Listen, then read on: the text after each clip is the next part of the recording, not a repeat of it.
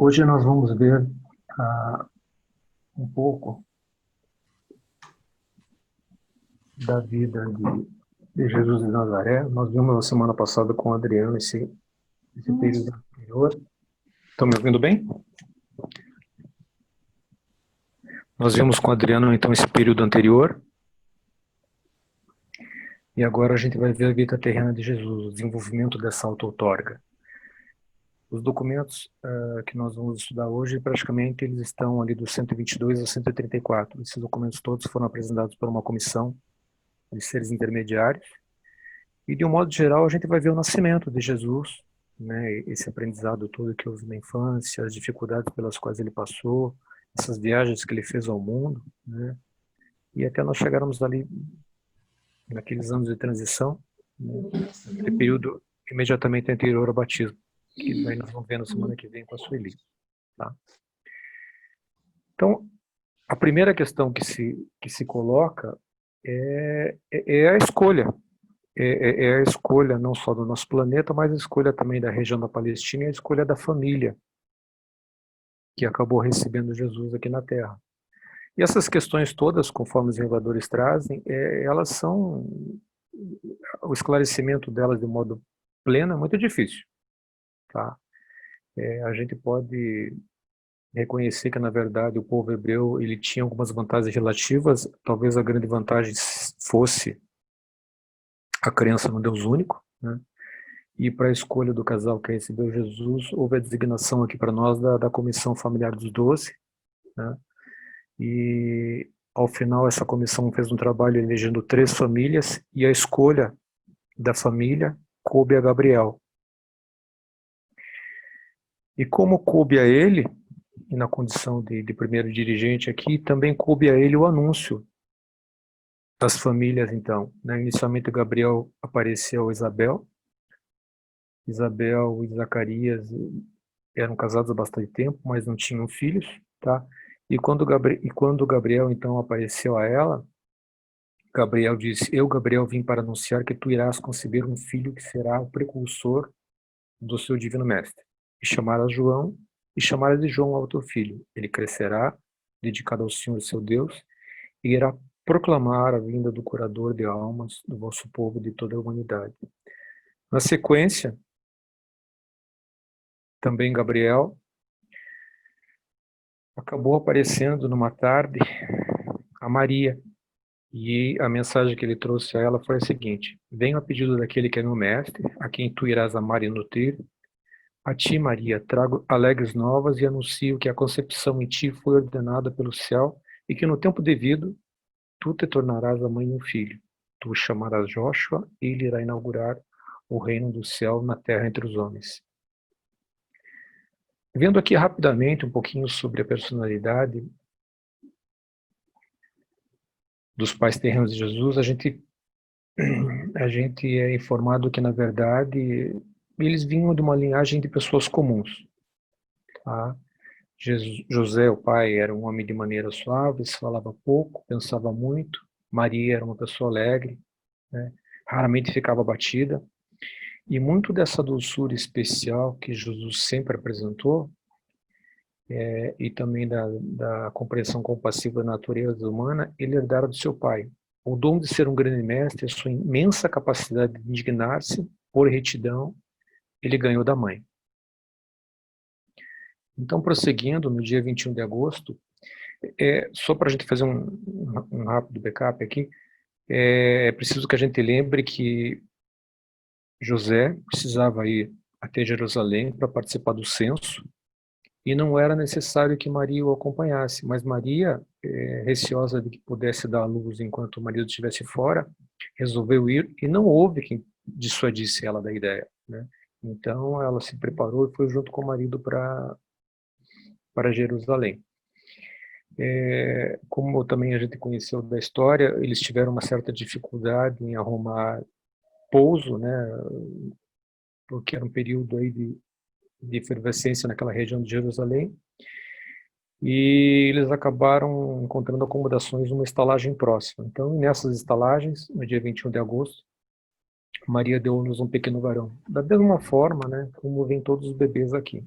Aí ao 8º dia, conforme a prática judaica, Jesus foi circuncidado. No dia seguinte, no dia do nascimento, mesmo ao meio-dia, serafins, né, cantaram hinos de glória sobre essa manjedoura, mas esse cântico ele não foi ouvido por ouvidos humanos.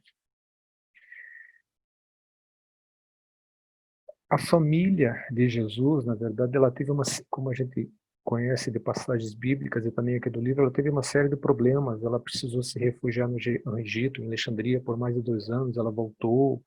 Aí, ao 4º ano, o menino, ao 4º ano, houve uma epidemia grave, uma epidemia intestinal grave naquela região. Então, Maria, que sempre foi uma mãe muito temerosa pela saúde do filho, ela acabou se recolhendo num sítio, numa chácara, no interior, ali, na casa de alguns parentes, e ficaram lá por mais de 6 meses. Então, só próximo ao 5º ano é que a família de Jesus acabou voltando realmente para casa, né? E, logo em seguida, nessa época, o menino Jesus aconteceu de ter a primeira decisão moral pessoal sincera. E, como ocorre e como ocorria com a maior parte das pessoas, ele acabou recebendo um ajustador, né? Isso também marca o término dessa supervisão direta e pessoal que até então existia sobre ele dos governantes universais. Era desses governantes a responsabilidade de cuidar do menino, né? No que diz respeito a essa integridade, tá? E a partir desse dia, essa responsabilidade ela passou a ser do ajustador, né? E também dos serafins guardiães. Falando um pouquinho sobre essa primeira fase de Jesus, já no 6º ano ali, enfim, na verdade Deus do seu nascimento, mas todo ano o menino se destacava por demais, um menino muito inteligente, muito alegre, muito ativo, muito curioso, né? E no 6º ano o casal teve dificuldade de que Jesus continuasse orando ao Pai da forma como pregava a religião dos seus pais. E ele se sentia mais à vontade, na verdade, não em orar da forma tradicional, mas em conversar com o Pai, né? Ele acabou cedendo aos pais, né? Mas de qualquer modo, por ser muito inteligente, ele acabou também encontrando uma forma de continuar fazendo do seu modo, ou seja, ele rezava conforme determinado pelos pais, mas ao final ele pedia ali, ele pedia então para se recolher e ter uma pequena conversa com o seu Pai no céu. Então, desde muito cedo, Jesus demonstrou ter uma inteligência extraordinária.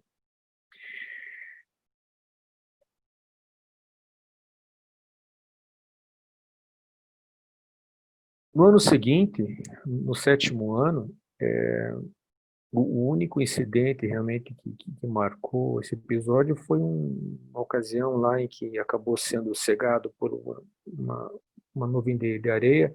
Jesus acabou escorregando numa escada, caiu e quebrou um braço, né? O livro lembra que, na verdade, embora Jesus tivesse 2 guardiões, 2 criaturas intermediárias designadas para ele, de modo algum pode-se apontar culpa a essas criaturas, né? O acidente aconteceu e não poderia ter sido evitado, né? E o livro lembra também que esses acidentes materiais, esses acontecimentos de natureza física, eles não sofrem interferência das personalidades celestes, né? As criaturas intermediárias, elas só podem intervir na salvaguarda de homens e mulheres do destino só mediante obediência a mandatos específicos. Então, ninguém foi taxado de culpado pelo acidente ocorrido com Jesus. No 8º ano, houve um episódio curioso, porque chegou à casa da família de Jesus um dirigente, na verdade um instrutor um instrutor educacional de Jerusalém. Ele insistiu em levar o menino Jesus para ser educado na escola dele.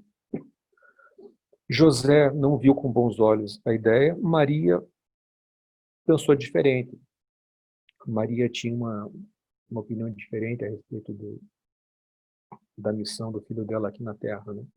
Mas eles não chegaram ao consenso. Então, por conta disso, esse tutor, esse dirigente escolar, ele acabou pedindo aos pais para que a decisão final coubesse ao filho, E Jesus foi muito inteligente nessa oportunidade, porque observem vocês a resposta que ele ofereceu aqui.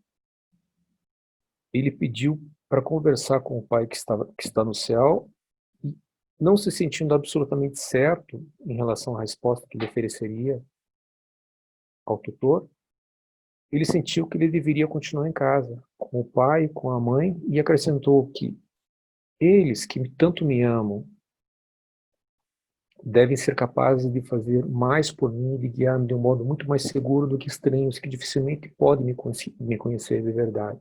Né? E essa resposta oferecida por um menino de 8 anos é uma questão tão difícil, né? Acabou intrigando e deixando maravilhado não só seus pais, como também esse dirigente escolar, Naor. Né? E ele acabou deixando a família e voltou para Jerusalém. Né? No 9º ano, a gente observa que as surpresas vindas de Jesus não cessaram. Né? Houve uma situação lá em que, na verdade, ele acabou sendo denunciado por um outro coleguinha de classe, né? E esse coleguinha viu ele rabiscando no chão, como giz, e Jesus realmente, ele era, como o livro diz aqui, ele se deliciava, ele tinha um prazer muito grande em desenhar paisagens e modelar cerâmica. E, na verdade, tudo isso, pela lei judaica, era proibido. Né? Por conta disso, os pais foram chamados ao colégio, vamos colocar assim, né? E, na verdade, os pais os dirigentes acusaram os pais de serem negligentes com a educação do menino.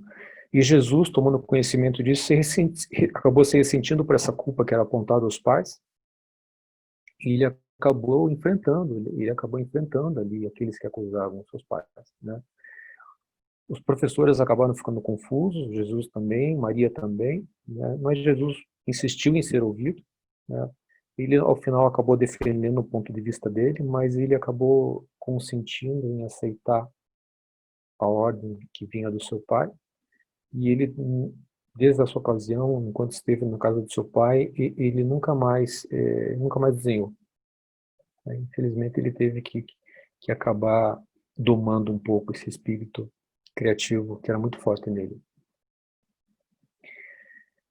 Do 9º, a gente já acaba pulando ali para o 13º ano de Jesus Cristo.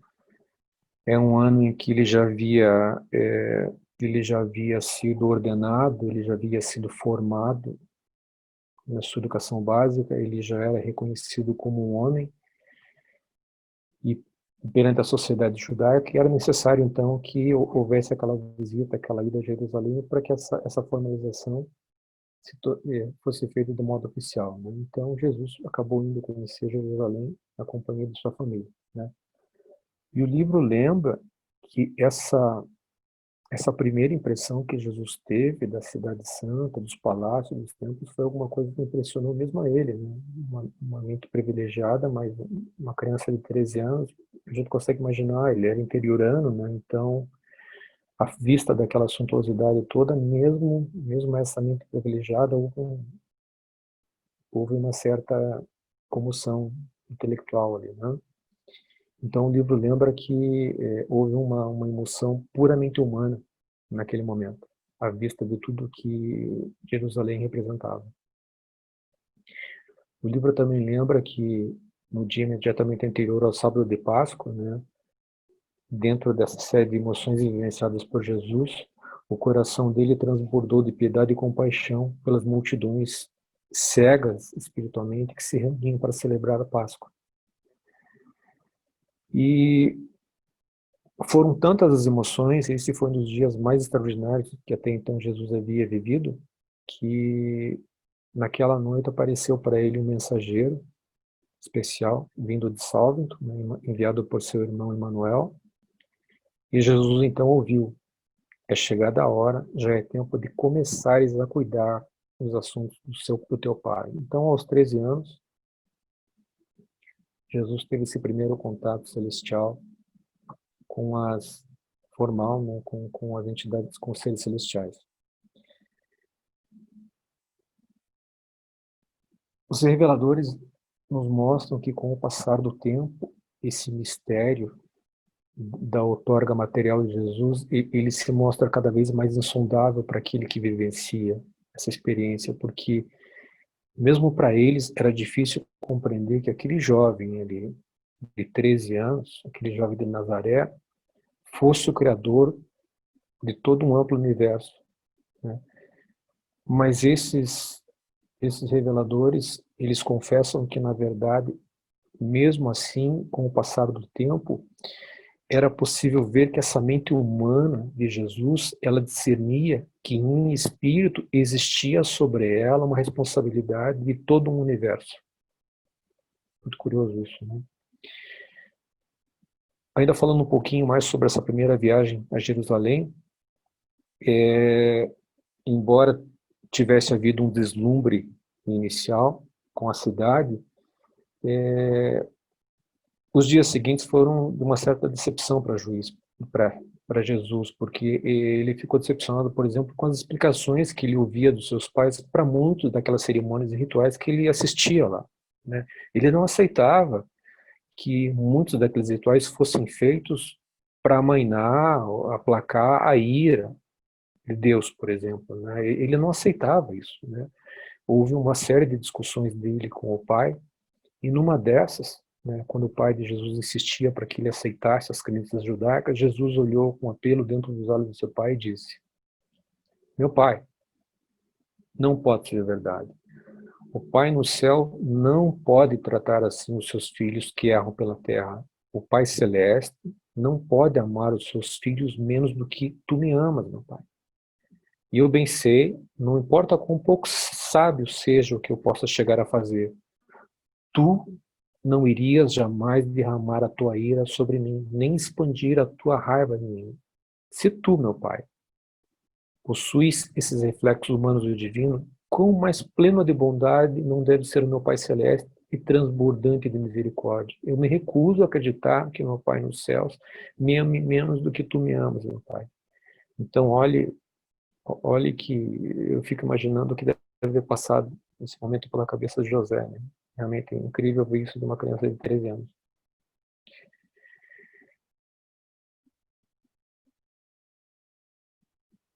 No dia seguinte, Jesus continuou conhecendo Jerusalém, os templos, na companhia de seu pai. Ele teve a oportunidade de passar pela chamada Praça dos Sacerdotes, quando ele teve a oportunidade de observar, então, a matança de muitos animais, né? Ele teve a oportunidade de observar a lavagem das mãos dos sacerdotes, as calçadas manchadas de sangue, o barulho dos animais que morriam, e tudo isso acabava sendo muito, né, muito mais do que um jovem amante da natureza podia suportar, né? E todas essas cenas acabaram tendo uma influência negativa muito forte. E a visão terrível deixou que o jovem, a visão terrível acabou deixando doente Jesus, né? Ele acabou se agarrando no braço do seu pai e implorou para ser tirado dali.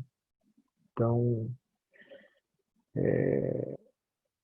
realmente é difícil imaginar a impressão negativa que esse cenário todo tenha causado na mente daquela criança de 13 anos. É chegado o dia, então, dos pais de Jesus voltarem para Nazaré, e aqui eu preciso lembrar que, na verdade, Jesus foi para Nazaré na companhia da mãe, porque, na verdade, houve a caravana das mulheres e a caravana dos homens. Jesus foi na companhia da mãe, resolveu ir, né, até porque ele não estava formalmente ordenado, recebido perante Jerusalém, então, para todos os efeitos, ele não era um homem perante a lei judaica. Então, não houve problema nenhum dele ir com a mãe. Na volta,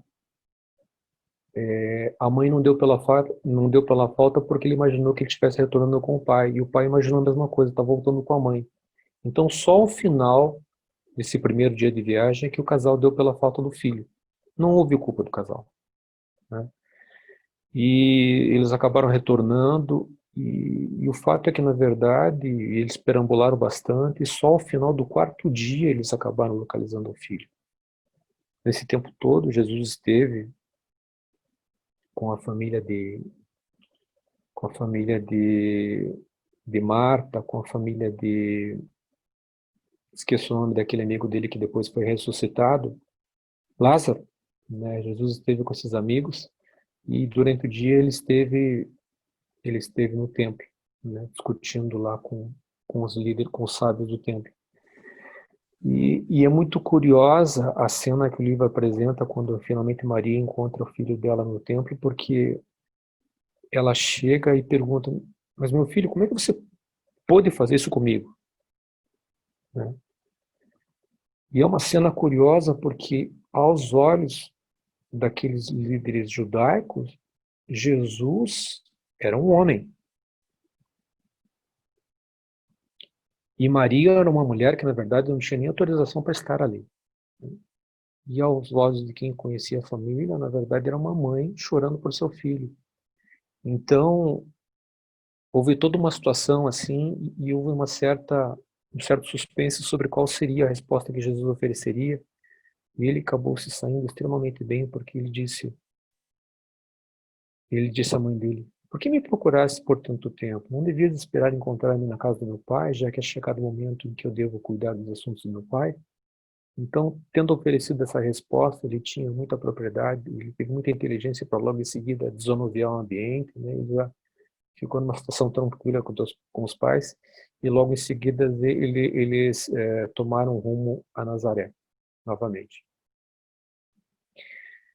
A saída de Jerusalém, eles acabaram novamente parando no cume do Monte das Oliveiras, quando o jovem então levantou o bastão para o alto e ele acabou bradando: ó Jerusalém e seus habitantes, que escravos sois, subservientes ao jugo romano e vítimas das vossas próprias tradições, mas eu voltarei para purificar o templo e para libertar o meu povo dessa servidão.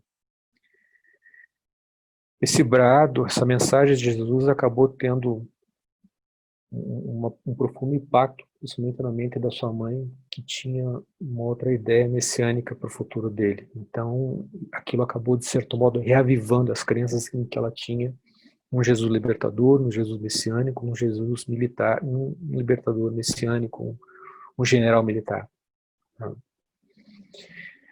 O 14º ano,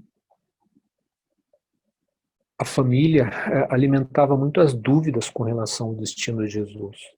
Porque, embora ele fosse uma criança brilhante, adorável, do mesmo modo, ele era uma criança muito difícil de ser entendida.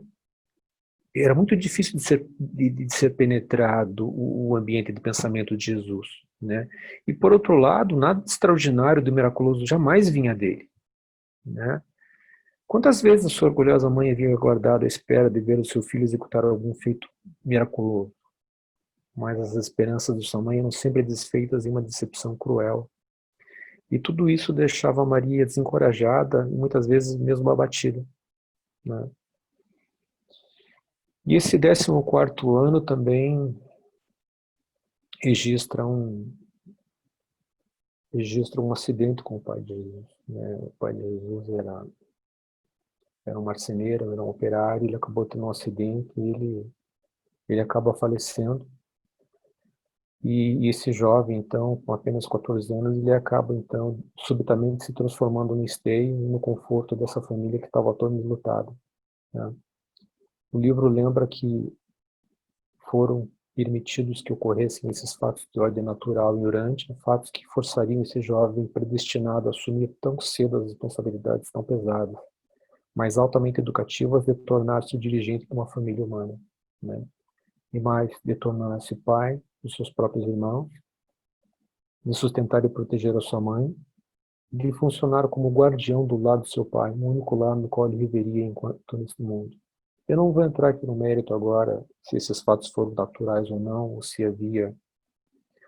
havia, na verdade, um desenho futuro do que isso ocorresse. Isso pode ficar para uma outra oportunidade aí. Mas realmente, eu acredito que Jesus estivesse predestinado naquele momento ali a assumir esses encargos. E, enfim, vamos lá adiante.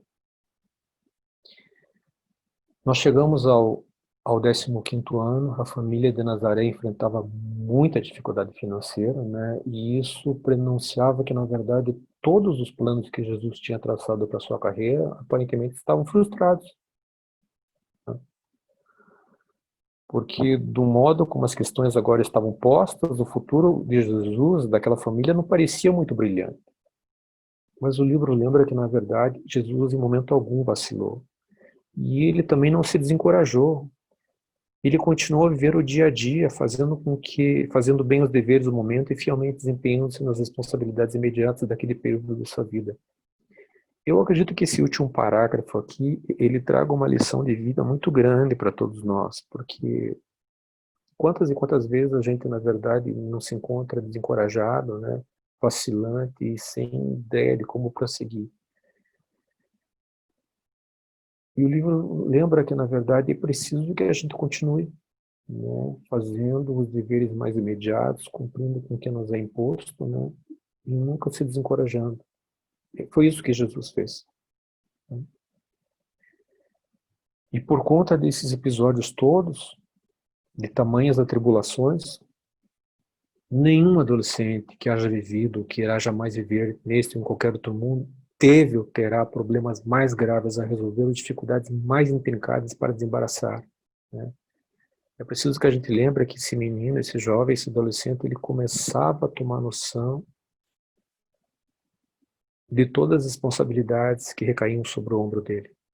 Ele era o dirigente, ele era o criador de todo o universo, e é muito difícil imaginar essa carga de responsabilidade à medida que você começa a tomar consciência dela. Nenhum jovem durante jamais será convocado a passar por conflitos mais angustiantes e por provas mais duras do que Jesus, nesses anos árduos entre os seus 15 e os 20 anos de idade.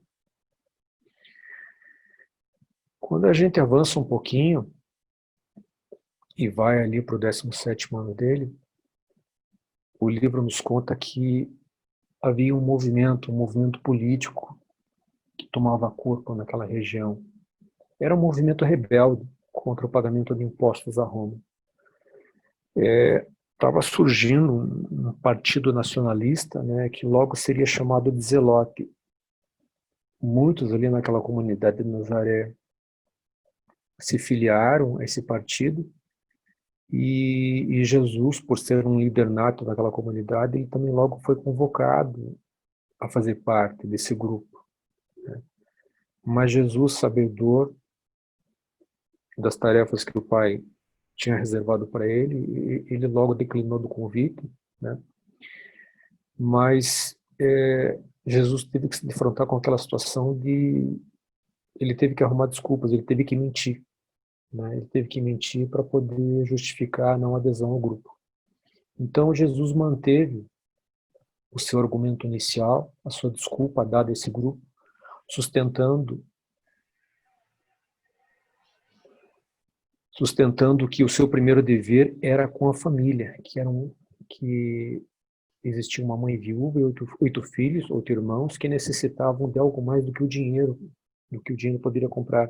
Isso porque, na verdade, vários desses personagens dos Zelotes se ofereceram, na verdade, para bancar essas necessidades da família. Então, Jesus teve que contornar e teve que arrumar desculpa para essa situação toda. Né?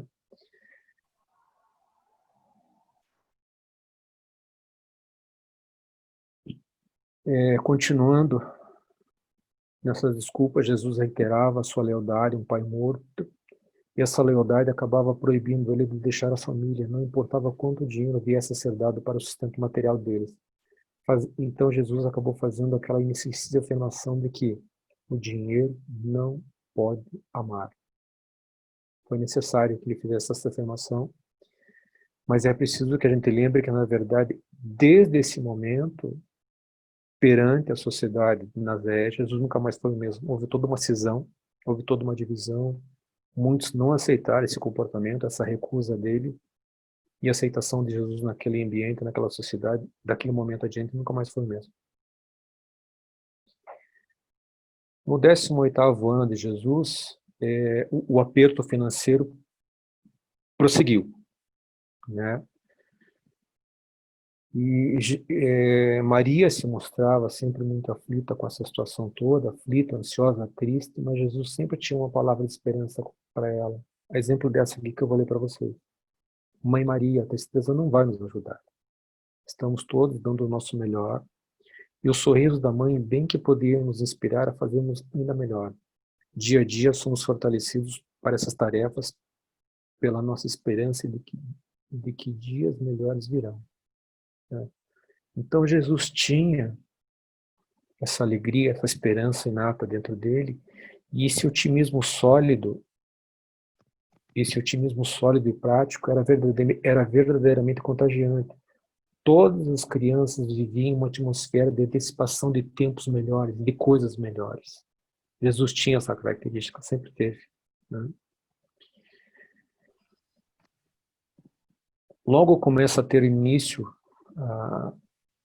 a fase adulta da vida de Jesus, né? E é preciso que a gente lembre que os propósitos de Jesus aqui conosco, junto a nós, aqui eram dois, né? O primeiro era alcançar a maestria, né? Por meio da experiência que advém de viver plenamente a vida de uma criatura humana na carne mortal, né?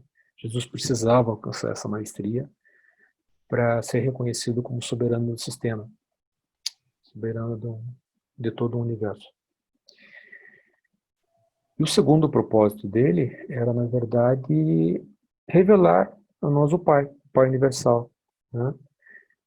Não só nós, mas também todos os habitantes dos mundos do tempo e do espaço, né? Para que todas essas criaturas pudessem ter uma melhor compreensão desse Pai. E é preciso que nós digamos que, além desses dois propósitos, nós tivemos uma série de benefícios com a vinda de Jesus, mas todos esses benefícios que nós e as demais criaturas acabaram tendo, eles foram todos incidentais e secundários, né? Os dois principais eram esses, a maestria e a revelação do Pai. Preciso que a gente tenha isso sempre em mente.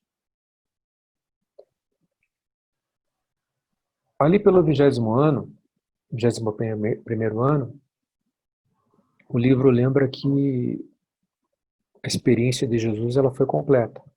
Ele trabalhou, ele cansou, ele descansou, ele dormiu, ele teve fome, ele satisfez a fome com comida, ele teve sede e precisou saciar essa sede com água. Enfim, todas aquelas emoções e sentimentos particularmente humanos Jesus experimentou, né? O livro lembra que ele foi testado em todas as coisas, do mesmo modo que nós somos. Ele sofreu e morreu. O livro também lembra que essa experiência toda ele vivenciou despojado dos atributos que ele tinha da pré-existência humana. Antes do começo dos trabalhos públicos, ou seja, antes do batismo, Jesus ele estava absolutamente limitado à sua própria experiência aqui, né? A gente pode afirmar que, na verdade, Jesus foi um homem entre os homens. Jesus estava despojado das prerrogativas pré-humanas, né? E dessa natureza humana, Jesus nunca teve dúvida. Ele a vivenciou, né? Mas dessa natureza divina, pré-humana, sempre houve espaço para dúvida e reflexão na mente de Jesus, né? Pelo menos até a oportunidade do batismo, tá?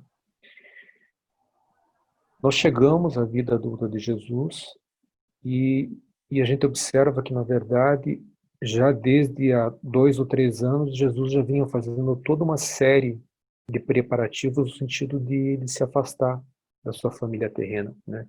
Ele já havia deixado o seu irmão mais velho com as responsabilidades de administrar a família, então Jesus veio cuidando disso com muita maestria, né? O Filho do Homem havia feito toda a preparação para separar-se permanentemente do lado de Nazaré. Isso não havia sido fácil para ele, porque quanto mais profundamente nós nos entregamos aos nossos semelhantes, tanto mais nós chegamos a amar esses semelhantes. E posto que Jesus se havia doado tão plenamente a sua família, ele os amava com uma afeição grande e calorosa, e daí a dificuldade que ele encontrava, embora ele soubesse que o papel era esse, ele precisava se desligar dessa família para poder dar início ao seu ministério público, Jesus era pesaroso, sentia muita dor em se desligar da sua família. Aqui, Jesus já tinha deixado o irmão no controle, na chefia da família, e ele já tinha, na verdade, Jesus não anunciou formalmente que estava se desligando da família. Ele comunicou que ia viajar. Ele acabou indo até Cafarnaum, e lá ele encontrou Zebedeu, e ele acabou recebendo uma proposta para trabalhar com Zebedeu. Né? A família de Zebedeu recebeu Jesus de forma muito calorosa. Ele acabou se encontrando junto àquela família, né? E uma vez por semana Jesus fazia uma reunião com todo o pessoal da casa, todos os empregados de Zebedeu, os filhos de Zebedeu, né? E entre esses trabalhadores é que Jesus foi pela primeira vez chamado de mestre. Todos o amavam. E olha que curioso essa afirmação aqui do livro. Que Jesus gostava dos trabalhos com Zebedeu em Cafarnaum, mas sentia saudade das crianças brincando ao lado da oficina de carpinteiro de Nazaré. No livro há muitas passagens de que Jesus, na verdade, recebia essas crianças, independente de quanto trabalho ele tivesse na oficina, ele sempre tinha alguns brinquedos à mão ali para receber essas crianças. Ele parava, ia conversar, ia brincar, colocava várias no colo, brincava, conversava. As crianças amavam Jesus quase tanto quanto Jesus amava todas elas. Né? E é curioso porque a gente está falando no Criador de todo o universo local. Né? E você pode perguntar, poxa, mas do que sente falta um Criador do universo local? Qual é o maior motivo de saudade dele? E daí o livro nos traz que a maior saudade que ele tinha nesse momento era das crianças brincando ao lado da oficina de carpintaria de Nazaré. Achei fantástico isso. Vamos lá? Bom, pessoal, eu tô correndo aqui porque nós temos bastante material, mas, enfim, eu fico absolutamente à vontade. Caso alguém tenha algum tipo de participação, algum tipo de dúvida aí, por favor, me interrompam, ok? Milton, Pois não? deixa eu fazer só uma. Assim, você falou aqui quando da ocasião com os zelotes, né? Você falou que foi necessário que Jesus mentisse, né? Assim, que ele teve que recorrer. Eu acredito que não tenha sido assim uma mentira, né? Que ele precisou contar ali. Na verdade, ele ajustou e todas as coisas que ele falou realmente faziam muito sentido, né? E eram verdadeiras. Ele muitas vezes não falou que ele iria cuidar dos assuntos do pai, por isso ele não, né, não estaria pronto para servir como um zelote. Mas o que ele falou não deixa de ser verdade, né? É uma verdade que a família precisava dele, que os irmãos precisariam dele como um pai, e que o dinheiro não pode amar também, né? Então, eu só queria fazer aqui essa pequena observação.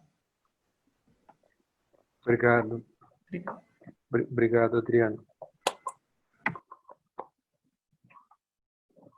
Ô, Milton, Pois não? tu pode voltar um pouco no slide 21 ali, rapidamente, ali, só quero fazer um comentário.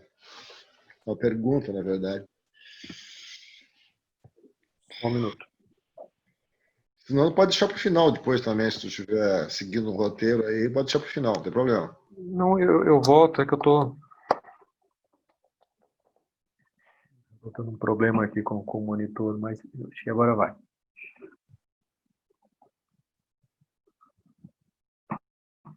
Só um minuto.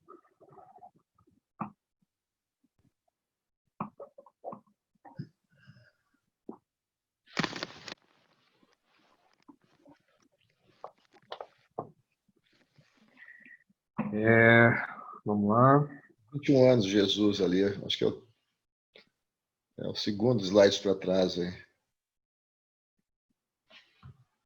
Antes de mais nada, deixa eu concordar com você, Adriano. Realmente, eu concordo com o que você trouxe. Eu acredito que a expressão mentira que eu usei ali em relação a Jesus não tenha sido mais adequada. Eu concordo com o que você disse. Ok, obrigado.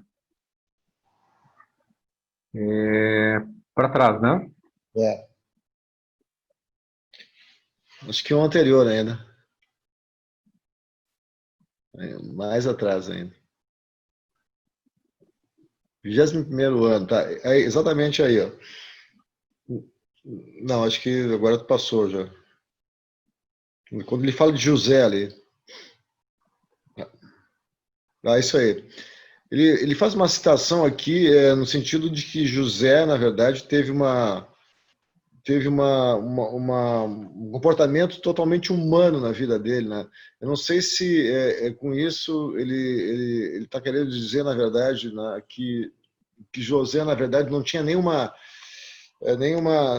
santidade, digamos assim, né? Nenhuma uma aura especial, tal, mas que ele era um cara essencialmente humano, né? Que trabalhou, né? Comeu, bebeu, enfim, né? Viveu, teve as emoções, tal, né? Foi testado do mesmo modo, né? E por que será que ele faz a citação nesse sentido, assim, né?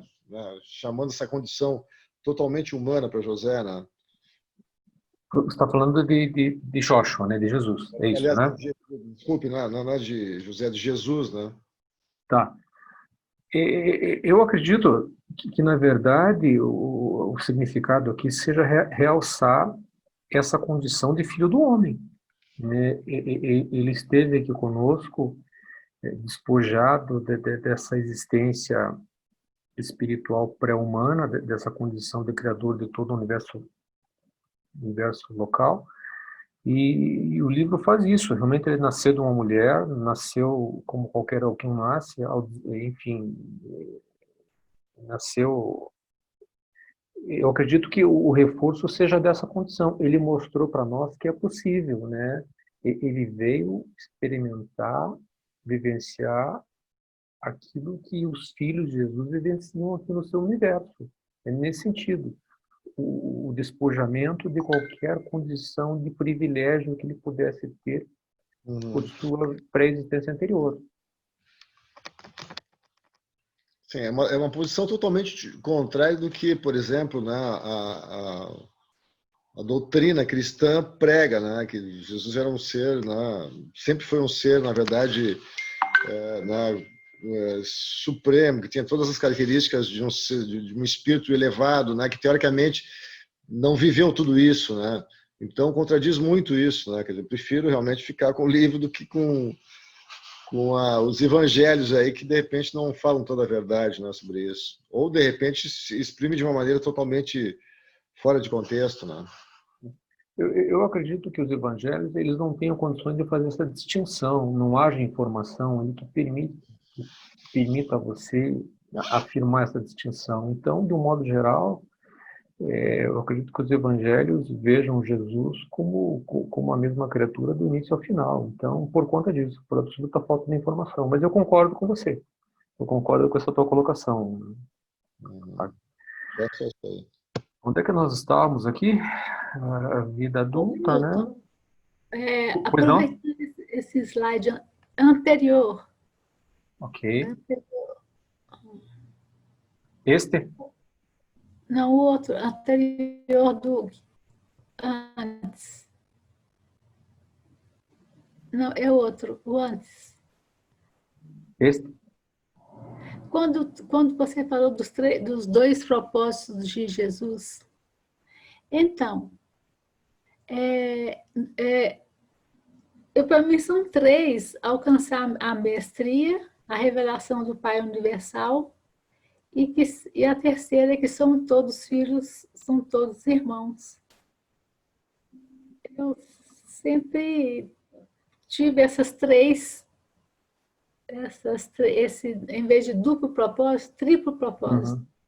Uhum. Eu concordo com você, mas eu colocaria esse triplo propósito dentro do segundo, André. Eu acredito que essa revelação de que somos filhos do mesmo Pai, somos todos irmãos, fazemos parte de uma irmandade, esteja encaixado dentro da revelação do Pai Universal, no meu entender. mas isso permite desdobramentos ali, né? Essa revelação ela é tão ampla, né? Ela traz tanto para nós, que permite que a gente possa ver como quase um terceiro propósito. Mas eu particular, e o livro informa, a posição do livro é essa, né? É um propósito mais amplo, esse segundo, que engloba esses vários outros aí, e um desses, esse que você trouxe, né? Somos todos filhos do mesmo Pai, somos todos irmãos. Ok, Eu concordo com legal. você. Vamos lá. E foi...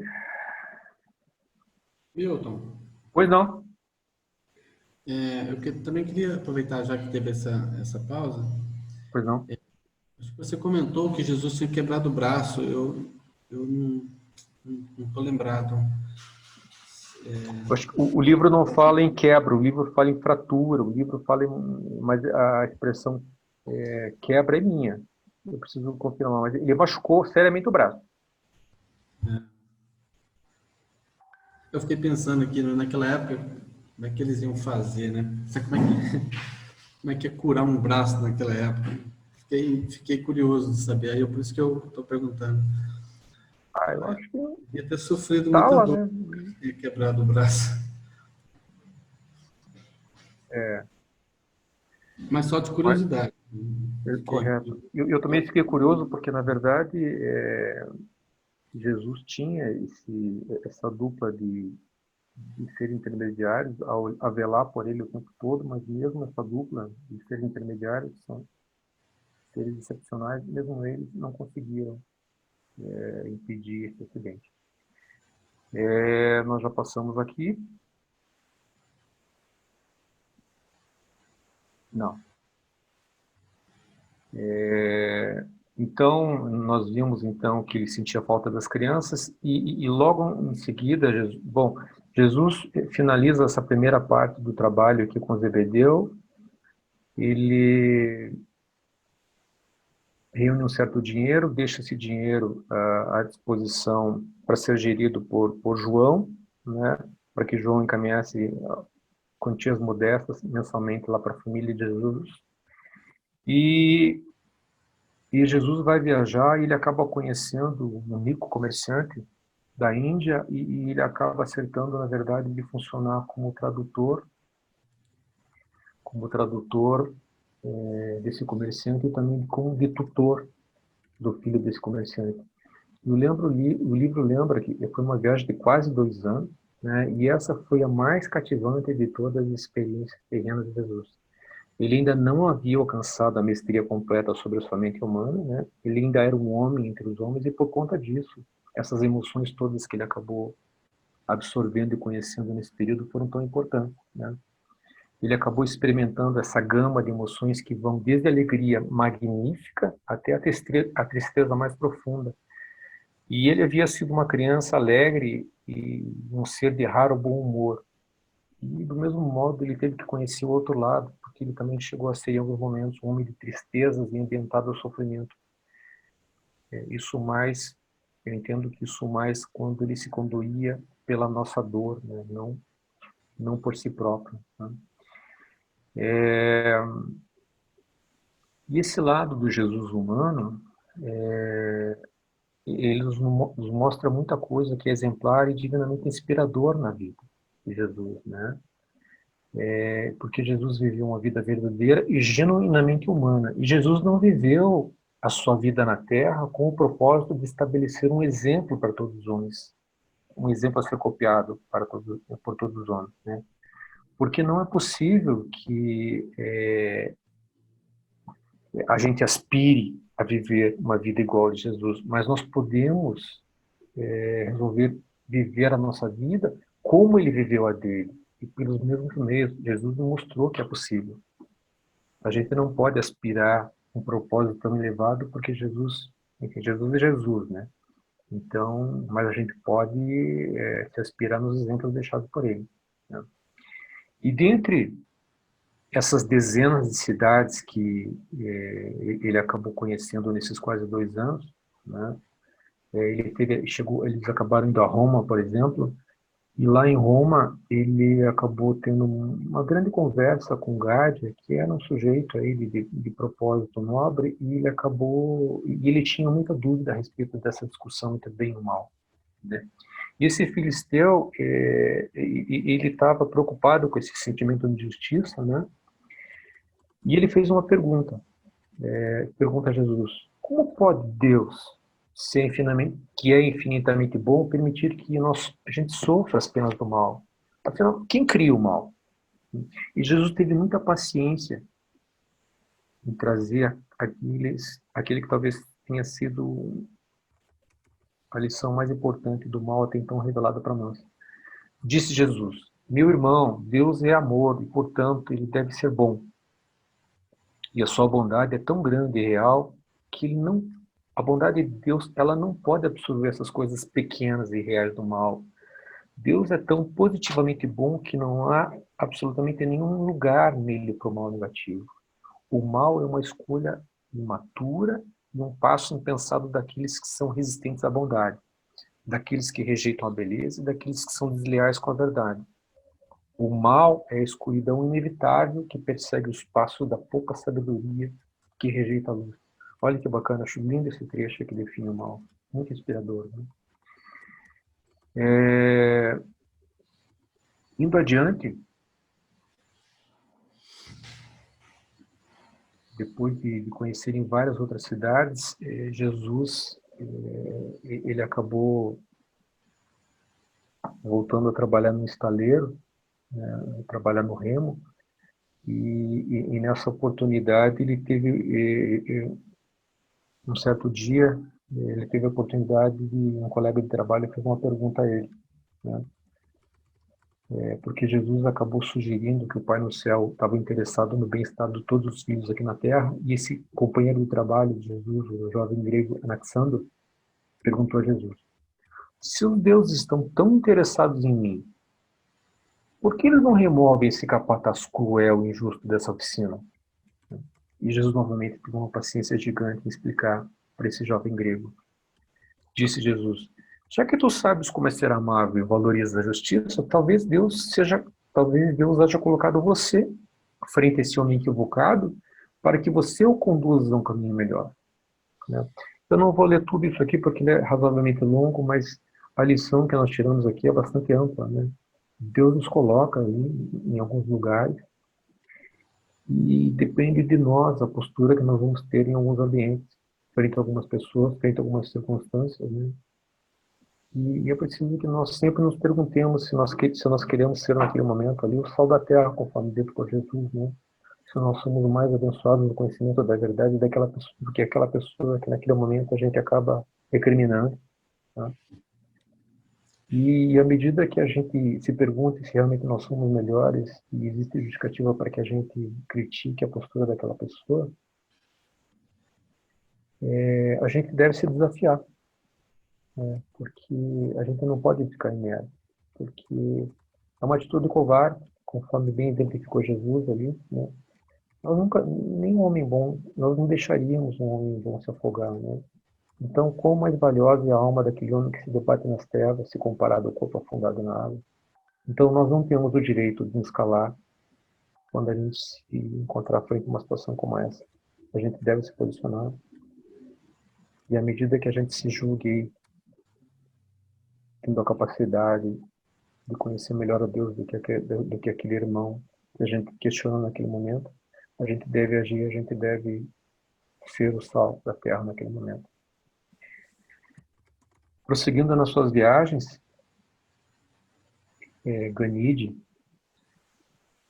o discípulo de Jesus, né, que dizia Ganide, filho de Gonode, ele também era um menino muito inquieto, ele fazia várias perguntas. E lá pelas tantas, depois de muito tempo com Jesus, ele acabou percebendo que Jesus, na verdade, tinha uma ansiedade muito grande, tinha uma preocupação muito grande em conhecer pessoas, em falar com estranhos, né? E Ganide perguntou a ele: mas por que tu te ocupas tão continuamente em falar com estranhos, né?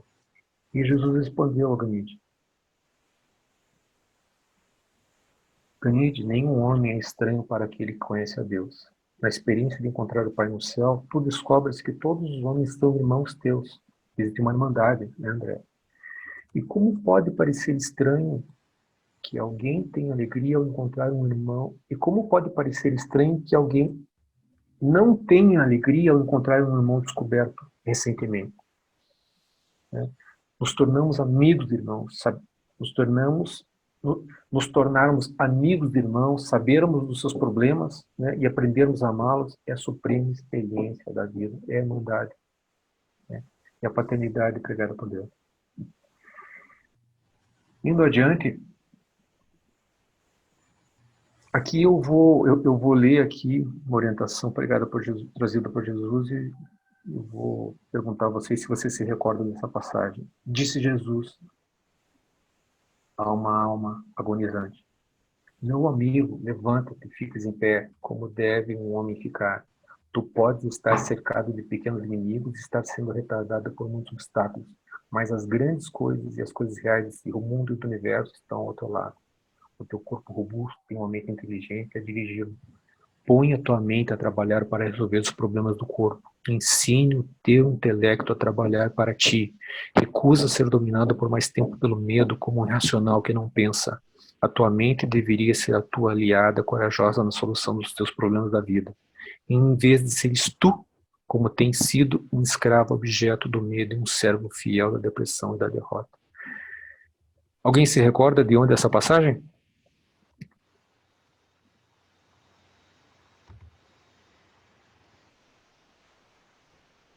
Sim, muito bem. Foi quando Jesus encontrou nos caminhos para Fênix o Fortunato, o jovem que tinha medo, né? Essa passagem também é muito bacana, que é uma lição de vida, né? Já em Cartago, novamente, Ganide era muito astuto, né? Muito inteligente. Ele percebeu que várias dessas pessoas que se encontravam muitas vezes ao acaso com Jesus acabavam se sentindo atraídas para a personalidade dele, né? E Ganide perguntou a Jesus, perguntou ao seu mestre o que ele deveria fazer então para ter esses amigos, para ser como Jesus, né? E Jesus disse: torna-te interessado pelos teus semelhantes, aprende a amá-los e aguarda a oportunidade de fazer algo por eles. Algo de que estejas tu seguro de que eles queiram que seja feito. E então Jesus citou um velho provérbio judaico: um homem que gostaria de ter amigos deve mostrar-se amistoso. Muito bacana isso também. Ainda em Roma, boa parte do tempo que Jesus passou lá, porque Jesus conheceu, ele tinha boa parte do tempo livre, Jesus conheceu mais de 500, ele abordou e conversou com mais de 500 pessoas em Roma, né? E Roma, na verdade, era o coração do mundo, né? Era a maior cidade do mundo, aquilo era uma efervescência cultural, cosmopolita, né? E Jesus abordou muitas pessoas, e nessas abordagens, invariavelmente, normalmente Jesus tinha um duplo propósito. Ele desejava conhecer as reações das pessoas à vida que estavam vivendo na carne, ou seja, ele desejava conhecer o que a pessoa, qual era a experiência, e qual era a resposta que ela tinha para aquela experiência, qual era a análise que ela fazia daquela experiência de vida, né? E mais, Jesus também, sempre ao abordar essas pessoas, ele tinha o propósito de estar sempre pronto, ou com a mente pronta, para dizer ou fazer alguma coisa que tornasse a vida dessa tal pessoa mais rica ou mais digna de ser vivida. Ou seja, ele era curioso pelo que passava com aquele seu irmão, com aquele seu filho, com aquele seu semelhante, mas ele também tinha um coração gigante no sentido de estar com a mente sempre pronta para dizer algo em favor daquele seu filho, como nós vimos em tantos exemplos anteriores ali. Então Jesus realmente é uma personalidade fantástica. E ainda em Roma, que era um grande celeiro cultural, conforme nós vimos aí, Jesus teve a oportunidade de presenciar uma injustiça sendo cometida, e ele acabou se voluntariando para, na verdade, servir na condição de advogado desse injustiçado, né? E nessa oportunidade, Jesus acabou fazendo a defesa desse cidadão, e olha o que ele trouxe para o fórum. A justiça faz grande uma nação, e quanto maior é uma nação, tanto maior é uma nação, e quanto maior é uma nação, tanto mais solícita será para cuidar de que a injustiça não ocorra, até mesmo ao seu mais humilde cidadão. Infeliz de qualquer nação, quando apenas aqueles que possuem dinheiro e influência podem assegurar-se da pronta justiça perante suas cortes. Olha que defesa, né? Olha que advogado. Fantástico. E por conta dessa sustentação havida por Jesus, o juiz acabou por reabrir o caso e depois de apuradas todas as evidências, acabou por libertar o prisioneiro. E de todas as atividades de Jesus, durante esses dias de administração pessoal, talvez essa tenha sido aquela em que ele chegou a estar mais próximo de uma intervenção pública. Né? E também em Roma, na companhia de Ganide, houve aquele incidente em que o Criador de todo o universo passou várias horas devolvendo uma criança perdida à sua mãe ansiosa. Eles encontraram uma criança, né? E eles, na verdade, se deram ao trabalho de levar essa criança à sua mãe. Né? E Ganide, discípulo, nunca se esqueceu do comentário feito por Jesus. Tu sabes, Ganide, que a maioria dos seres humanos são como esse menininho perdido. Eles passam grande parte do seu tempo chorando de medo, sofrendo na tristeza, quando na verdade eles estão a uma curta distância da salvação e da segurança. Pois não sentimos nós uma alegria suprema nesse serviço de devolver a criança à sua mãe? Assim, aqueles que conduzem os homens a Deus experimentam a satisfação suprema de servir aos homens, do mesmo modo. Lindo isso também, né? Na sequência, Ganide acabou exclamando a Jesus que nem sempre entendia Jesus, né? Porque eles acabaram testemunhando um episódio lá em que um menino, enfim, um jovem se aproveitava do outro e Jesus acabou intervindo, ele segurou lá aquele agressor, segurou o agressor, permitindo que a vítima acabasse fugindo, né? De qualquer forma, o pupilo de Jesus, Ganide, acabou não entendendo, porque para Ganide era justo que o agressor também sofresse punição. Né? E Jesus daí trouxe uma lição muito importante para Ganide. Jesus lembrou ele que, Ganide, a administração da misericórdia é sempre trabalho do indivíduo, mas a justiça da punição é função do governo, é função do coletivo, é função dos grupos que administram o universo. A misericórdia deve ser pródiga, mas a justiça deve ser precisa. No universo, o julgamento é entregue àqueles que conhecem plenamente os antecedentes de todos os erros, bem como as suas motivações, ou seja, não nos é dado o direito de julgar. O único direito que nos é dado é de sermos misericordiosos, nós usarmos com prodigalidade essa misericórdia. Jesus deixou essa lição bem clara para nós. A viagem pelo Mediterrâneo se aproximava do final.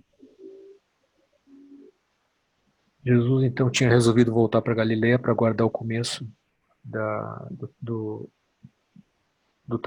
seu trabalho do Ministério Público. E Jesus já então havia feito a decisão de terminar a carreira aqui no nosso planeta do mesmo modo como ele tinha começado. Ele ia terminar a sua vida na Palestina entre os judeus, entre os seus irmãos, entre os seus filhos.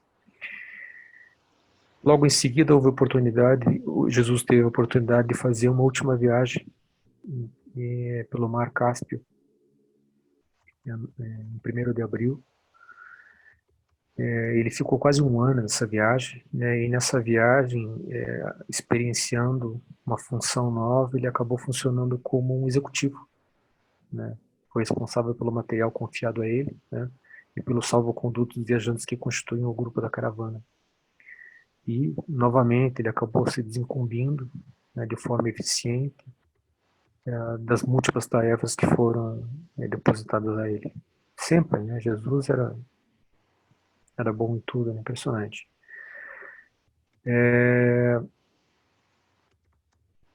Na sequência, a gente observa no início do 31º ano de Jesus, né? E nesse momento o ajustador de Jesus, de forma mais atuante, já começa a conduzir Jesus a deixar de lado um pouco os locais onde os homens moram, e o ajustador começa a dirigir Jesus até o Monte Hermon, né?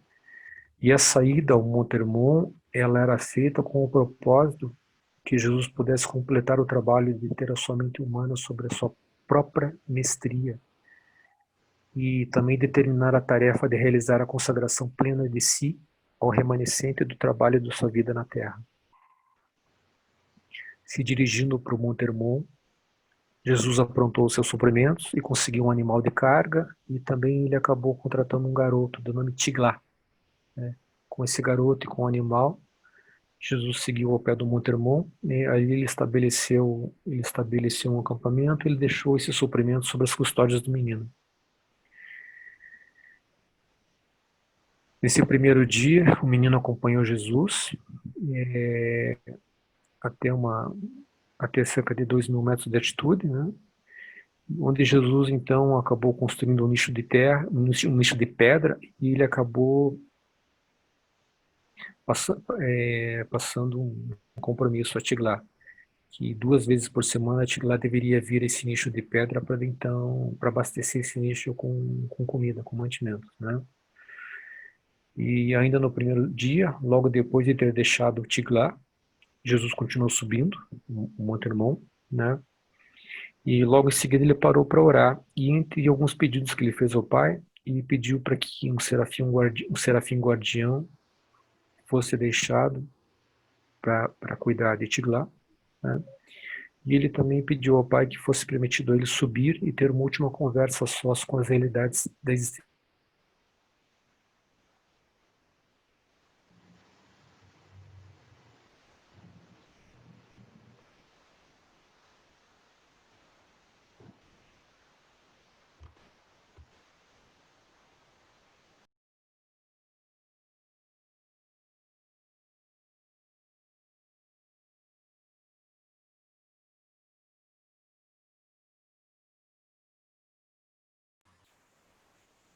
Alguém está ouvindo o Milton? Alô? Eu não. Não tô Eu ouvindo. também Ele congelou. Acho que ele caiu, né? Não? Tá voltando. Voltou. Eu preciso que vocês me ajudem aqui, porque eu não tenho nem ideia de onde nós paramos. Tem que tivesse subido o Monte Hermon também, porque desapareceu tua voz, o cara. Vou fazer uma.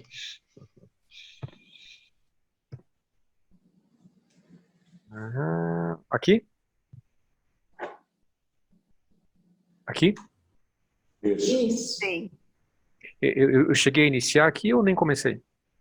Não, você estava no primeiro dia depois de deixar o Tiglat. Tá. Então Jesus subiu mais um pouco e na verdade Jesus fez alguns pedidos ao Pai. Jesus pediu para que um serafim guardião ficasse observando o menino, e Jesus também pediu que fosse permitido a ele ter uma última luta sós com as realidades da existência mortal. E o Pai concedeu a ele esses pedidos, né? Jesus passou 6 semanas no Monte Hermon e terminou a tarefa mortal de entrar e passar pelos círculos da compreensão mental e do controle da personalidade. E essa é aquela experiência que vários dos registros históricos aí chamam de aprovação universal. Durante a última semana no Monte Hermon, a grande tentação, a aprovação universal aconteceu. Havia um representante de Lúcifer e havia também o príncipe caído, né? O príncipe planetário rebelde. E eles estiveram juntos ali a Jesus e foram tornados visíveis a ele, né? E esses seres com quem Jesus combateu em espírito e a quem ele derrotou em poder eram absolutamente reais. Eram os seus arqui-inimigos do sistema de Satã. E há muitas das propostas e contrapropostas desses emissários caídos, Jesus apenas dizia que prevaleça a vontade do meu Pai no paraíso e que a vós, meus filhos rebeldes, possam os anciões dos dias julgar-vos divinamente.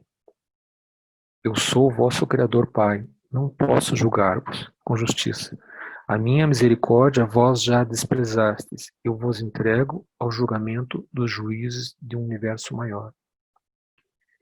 Então, nessa tarde, no final do verão, Micael de Nébado conquistou a soberania inquestionável do seu universo. Nesse dia, ele completou a tarefa pré-estabelecida para os filhos criadores de viver completamente a vida encarnada à semelhança da carne mortal. E quando Jesus desceu da sua estada no Monte Hermon, a rebelião de Lúcifer e a secessão de Caligaste estavam virtualmente acabadas. Jesus havia pagado o último preço exigido dele para alcançar a soberania do seu universo, que determina que todos os futuros levantes, que autoriza que todos os futuros levantes, se vierem a ocorrer, possam ser tratados de forma sumária e efetiva, né? Tendo descido o morro, Jesus foi para o que é conhecido como tempo de espera.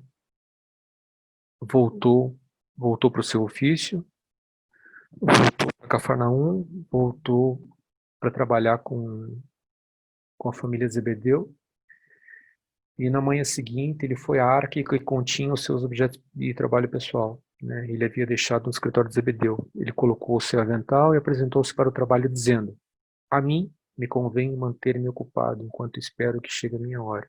E trabalhou por 4 meses até janeiro do ano seguinte na oficina de barcos ao lado do seu irmão Tiago. Com o passar do tempo, chegaram rumores sobre um tal de João, que pregava e batizava no Rio Jordão. Jesus soube dessas informações e continuou trabalhando até que João tivesse subido o rio até um ponto perto de Pela, no mês de janeiro. Então Jesus depôs as suas ferramentas e declarou: é chegada a minha hora, e em breve ele acabou se apresentando a João para o batismo. E com esse último slide aqui, eu agradeço a presença de todos vocês aí e dou por encerrada aqui a minha apresentação. Fico à disposição dos senhores e agradeço demais de coração a presença de todos vocês. É bom ver tantas carinhas aqui. Obrigado. Obrigada, Milton. Obrigado, Milton. Estava ótimo, muito obrigada. Obrigado, Milton. Obrigado, Milton. Tu é um grande contador de história. Tu contou isso de uma maneira assim que ficou super leve, assim. Embora a história de Jesus seja magnífica, né? Muito bom. Obrigado. A história de Jesus é magnífica, é fantástica, é inspiradora e é muito difícil a gente voltar para esses documentos aí e não se sentir tocado. Ele é o cara. Milton, teve aqui uma outra passagem também, que o pessoal comentou na hora, a respeito do braço, se foi uma fratura e tal. Essa passagem eu não estou recordando, talvez seria legal, muitas vezes, se você encontrar essa passagem, para a gente fazer uma averiguação disso, né? Porque muitas vezes é um detalhe que a gente meio que coloca e às vezes a pessoa fica na dúvida depois. Seria algo que seria interessante dar uma checada depois. Obrigado. Eu vou fazer isso assim, como você bem lembrou, podem ser aquelas situações assim que a gente acaba colocando ali, mas eu vou checar assim e me comprometo a trazer essa informação para os senhores mais tarde. É interessante. Eu não me recordava, né, desse... Assim, é um fato realmente que seria meio marcante, e assim, não tenho recordação, seria legal, realmente. Obrigado, viu?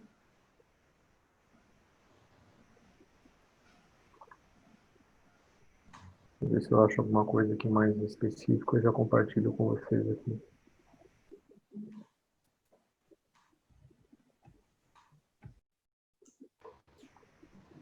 Eu peço desculpas, porque na verdade eu acabei me alongando. Normalmente essa aula tem 1 hora e pouquinho, já são quase 9h30, mas independente do tempo, à medida que alguém tenha mais alguma pergunta, mais algum comentário, mais alguma participação, né? Milton, eu tenho. Hélio, eu tenho Pois, pergunta. pois não, Hélio. Então, até os 15 anos, qual foi o fato para você? E no livro de Urântia, qual o fato mais relevante na vida de Jesus? Aí a segunda pergunta, e dos 15 aos 20, qual o fato mais relevante da vida de Jesus? Talvez você tenha falado e eu não tenha prestado atenção, mas aconteceram coisas muito relevantes. Os cristãos, do modo geral, têm muita curiosidade sobre essas passagens omissas na Bíblia. Então, até os 15, qual foi o fato mais relevante segundo a tua pesquisa? Tá, eu já te respondo, só um minuto, Hélio. Só para, na verdade, o documento 123, ele fala em um único acidente real. Tá? Eu precisaria verificar se essa expressão braço fui eu que coloquei aqui. Houve realmente um acidente, tá? Houve um acidente real, mas eu não me recordo agora de onde que eu tirei essa expressão braço. Eu vou cuidar disso vou verificar se existe alguma informação sobre esse acidente real. Realmente fala que ele machucou o braço. Eu não me lembro agora dos detalhes, mas o texto fala. Fala do braço, né? Eu também me lembro do braço. Então, não contei muita história. Mas talvez a expressão quebra do braço tenha sido minha. Tá? Talvez não seja quebrado, mas alguma coisa. Tá. Você perguntou até os 12, dos 12 aos 15. Eu perguntei até os 15. De 0 a 15, o que aconteceu de mais relevante na vida de Jesus que foi determinante no futuro dele, enquanto mortal?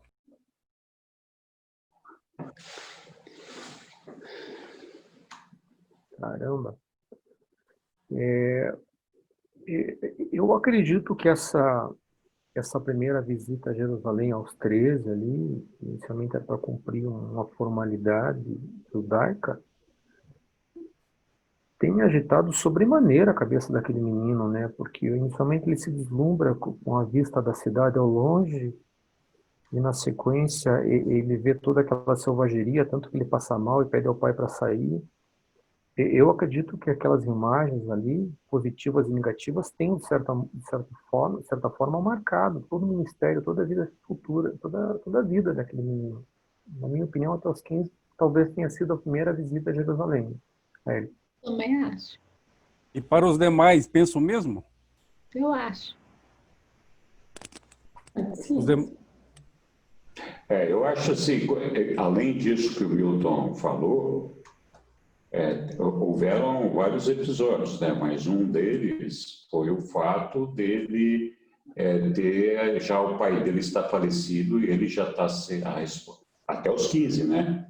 O pai dele tinha falecido e ele já estava assumindo a responsabilidade pela família. Ele era o pai de 8 irmãos e ajudando a sustentar a família, né? Ele também teve a visita do anjo, quando ele visitou Jerusalém, que o Milton relatou aí, é chegada a hora de você cuidar das coisas do seu pai. Foi, acho que, o primeiro insight divino que ele teve, assim, como pessoa humana, como ser humano. Então, eu acho que houveram nessa fase de infância e adolescência de Jesus muitos eventos. O próprio fato de, com 13 anos, ele ter terminado os estudos, ter ido a Jerusalém para ser considerado um judeu, um homem entre os homens, também foi um fato muito importante, né? Então, houveram vários eventos, né? Mas, de fato, essa visita a Jerusalém e a primeira visita dele ao templo, né, foi realmente um negócio que chamou muita atenção dele e que acho que deu muitos insights de coisas que ele tinha que corrigir através dos ensinamentos dele sobre as ideias que as pessoas tinham sobre o pai, né? Então, de fato, sim. Eu só quero, para mim, impactou muito a morte de José e o que isso representou no dia a dia e no modus vivendi de Jesus em relação à mãe, em relação à sociedade local, em relação aos próprios irmãos, porque ele era um menino de uma classe média próspera, com todas as vantagens, e poderia, inclusive, ir para Jerusalém, ser um estudante patrocinado pela fortuna da família, etc. A partir dali, as coisas mudaram 100%, da água para o vinho. As economias foram todas dispersadas, ele assumiu o papel de pai, menino, ele assumiu o papel de pai, ele passou a ter responsabilidades que, mesmo nos nossos dias, meninos não têm. Então, eu acho que ali mudou tudo, mas completamente. Quer dizer, ir para Jerusalém é um evento importante, mas todos os jovens iam para Jerusalém como parte da tradição de ganhar a maturidade.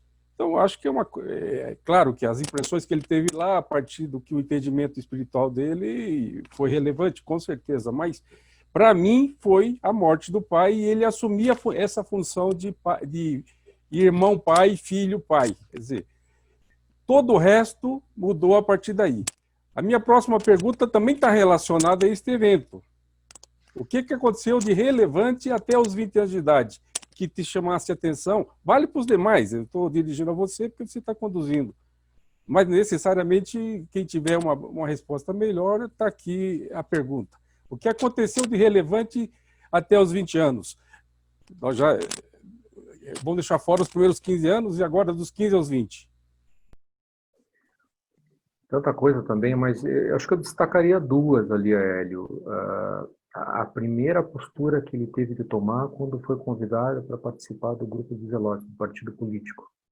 Ele teve que se pronunciar, a sociedade nazarena exigiu uma postura dele, e ele teve uma postura corajosa, né? Porque seria muito fácil para ele entrar naquele grupo naquele momento, afinal, existiam pessoas abastadas ali que estavam se oferecendo, inclusive, para bancar financeiramente a família. Então, para Jesus, de certa forma, seria até um conforto material ali se tivesse ingressado nas fileiras do movimento. Então, acho que ele foi muito corajoso em firmar o pé, no sentido de que ele tinha um propósito divino aqui, cumprir e revelar o Pai. Talvez não tão importante, acho que 2 anos depois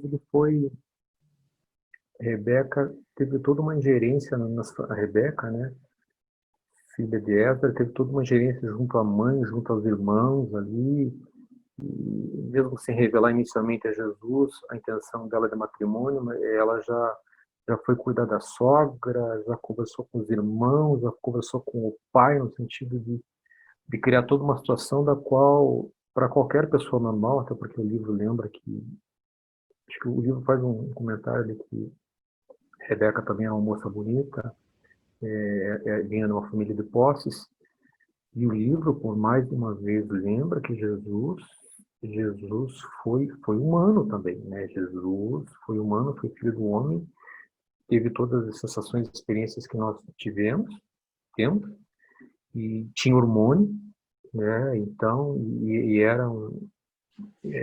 era um adolescente ainda, então era um período de muita efervescência, mas Jesus teve essa maturidade intelectual aí para novamente, né, lembrar que ele tinha um propósito maior, e com a forma mais delicada possível ele acabou declinando do convite de Rebeca. Então, eu destacaria essas duas situações, Rebeca e Zelotes.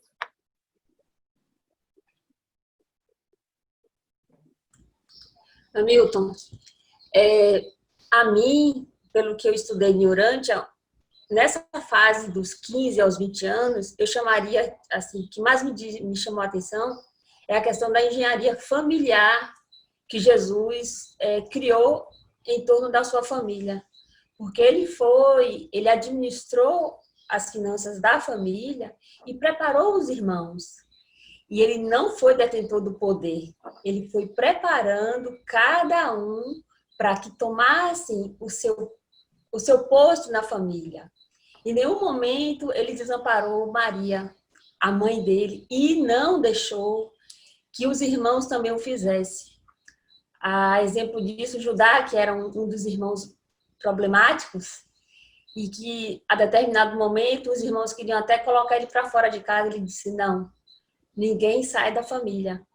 Então, essa engenharia familiar, que eu chamaria de engenharia, porque ele foi muito sábio. Jesus ele não se desviou do trabalho dele, do destino dele, né? Antes eu perguntava assim, mas por que é que José teve que morrer, né? E deixar nos ombros de um menino uma família? Mas se assim não tivesse acontecido, talvez ele não fosse tão exemplo para a gente. Porque a gente sabe que nós humanos sempre procuramos uma falha para justificarmos as nossas. E não há falha em Jesus. Não há falhas. Você comentou sobre a passagem quando ele viajou 2 anos à Índia.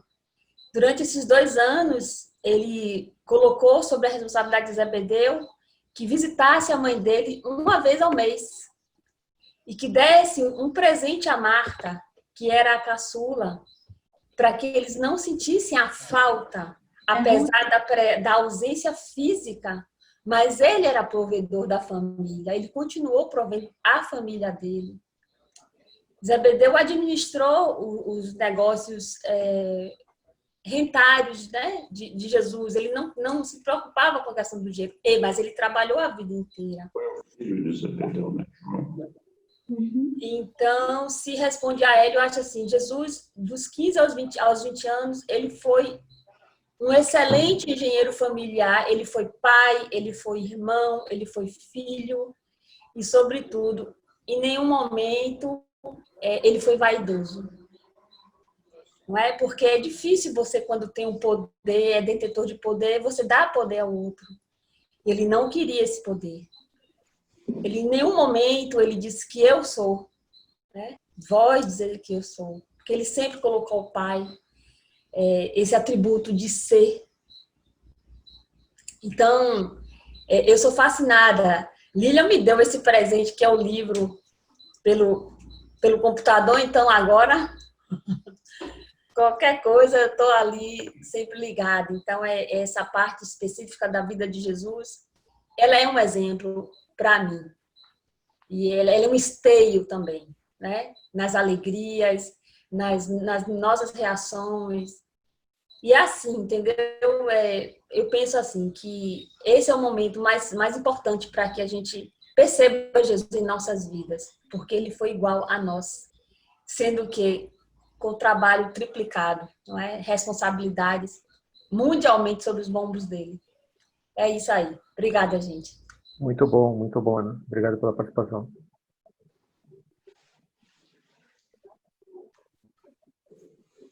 Bom, pessoal, são 20 para as 10 já. A hora é adiantada. Então, nós estamos iniciando aqui.